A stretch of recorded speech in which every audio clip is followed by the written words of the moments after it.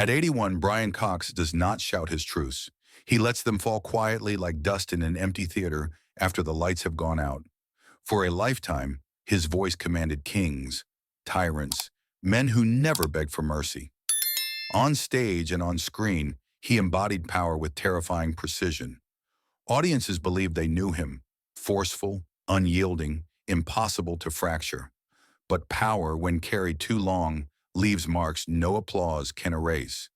Time has narrowed his world. Interviews feel shorter, silences feel longer, and in those silences, memories return. Not as stories, but as sensations. A tightening in the chest, a name that refuses to stay buried, a moment replayed with cruel clarity. Brian Cox has reached the age where success no longer protects him from the past. Fame no longer softens old blows. What remains are faces, 5 of them. Not enemies from the outside, but figures who stood close enough to wound him deeply, permanently. This is not anger spoken aloud. It is something colder than that. It is the calm of a man who has already fought every battle and knows exactly which ones he lost. He does not speak of forgiveness easily, because forgiveness suggests distance, and these wounds never stayed far away. They aged with him, they waited, and now finally they asked to be named. Long before the stages, before the lights and the authority in his voice, Brian Cox was a quiet boy growing up in Dundee, Scotland, surrounded by absence more than comfort. He was born in 1946, the youngest child in a family already shaped by loss. His father died when Brian was still a child, leaving behind a silence that no one quite knew how to fill. Grief became an unspoken language in the house, present, heavy, but never explained.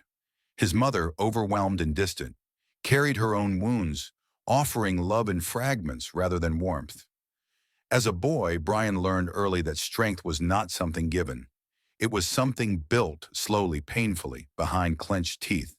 He learned to observe rather than speak, to listen rather than ask. Books became shelter. Radio voices replaced conversations that never happened, and acting later on would become both an escape and a mask.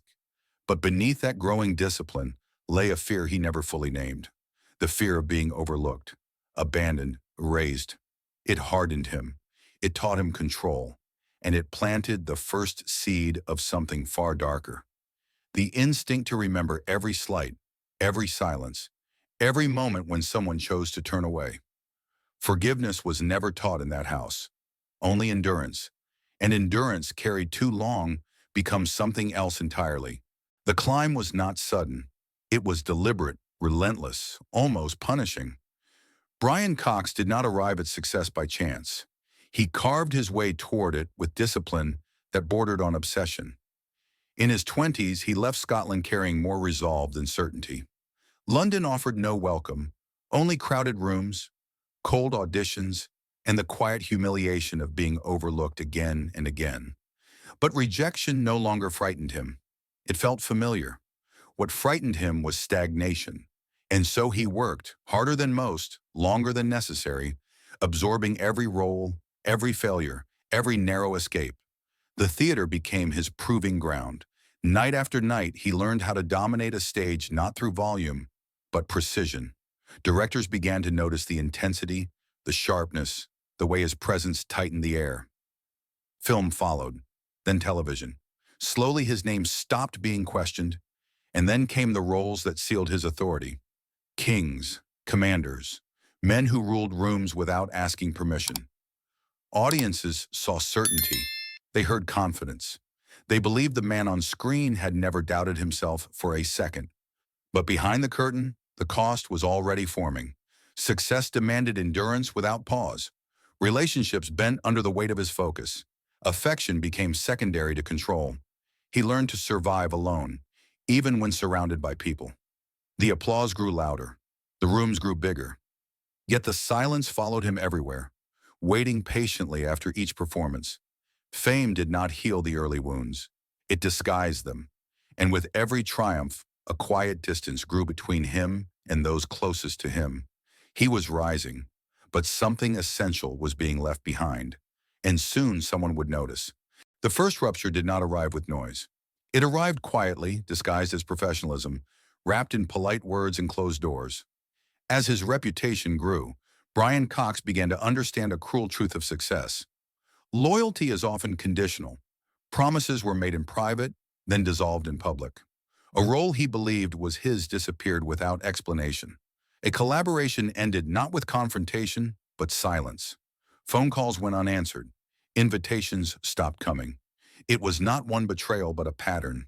People who once praised his intensity now called it difficult. The same discipline that built his career became the reason others distanced themselves. He watched allies step back, choosing convenience over honesty. The deepest wound was not professional, it was personal. Trust, once offered carefully, was mishandled. Words spoken in confidence resurfaced elsewhere, distorted. Boundaries were crossed, and with each fracture, Brian learned to retreat further into himself. That was the moment something shifted. He stopped expecting fairness. He stopped believing explanations. He began to catalog faces, not out of spite, but survival. Memory became armor. He did not explode. He did not confront. He endured. But endurance has a cost. And as doors closed behind him, he understood that some losses were irreversible. From that point on, forgiveness no longer came naturally. It had conditions. And some names, though never spoken aloud, were quietly sealed away. 5 of them, and none were forgotten. 5 names, 5 wounds, 5 moments that never healed, only learned how to stay quiet. The first was a love he trusted too quickly, not reckless, not dramatic, just honest. She knew the man behind the roles, the doubts behind the authority, and when that intimacy was turned into leverage, when loyalty gave way to convenience, the betrayal cut deep. He did not argue. He did not plead. He watched affection evaporate and understood for the first time that closeness could be weaponized. The wound was soft, but it lasted. The second came from his own profession. A colleague, brilliant, charming, admired, who smiled in rehearsal and undermined him elsewhere. Decisions were made without him. Narratives were rewritten. Credit quietly shifted. It was not the loss of opportunity that hurt most, but the realization that admiration can coexist with betrayal. From that moment on, Brian learned to trust talent less than character. The third was closer to blood. Family does not betray loudly. It disappoints in whispers. Expectations unmet. Support that never arrived when it mattered most.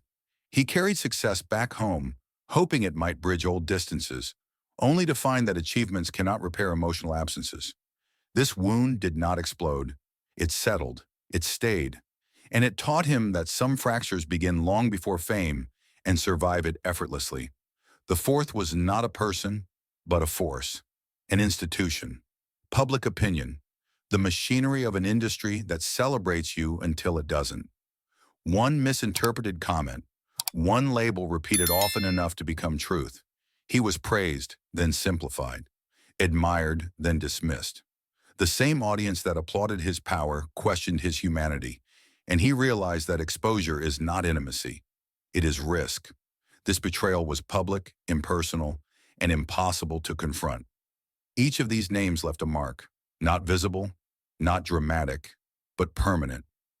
And then there is the fifth, the most difficult one to face, the one he avoided the longest, the one whose reflection followed him everywhere, himself, for staying silent when he should have spoken, for choosing control over connection, for mistaking endurance for strength, for building walls so high that even forgiveness could not climb them.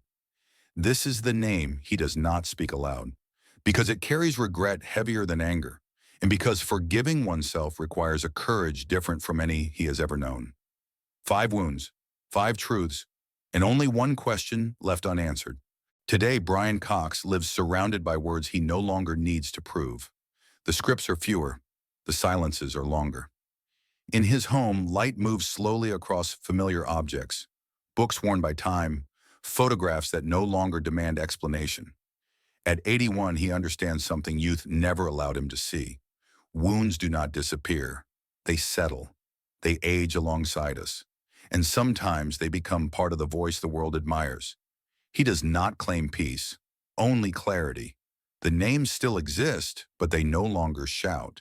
They wait quietly, like old companions who remind him of what shaped him and what it cost. Perhaps forgiveness is not forgetting. Perhaps it is learning to live without needing answers. Or perhaps some pain is meant to remain, not as punishment, but as proof that we once cared deeply. As the day fades, Brian Cox lowers his voice one last time, not to command, not to perform, but simply to exist. Can a life truly move forward without forgiveness? Or is it sometimes the wounds themselves that teach us how to remain human?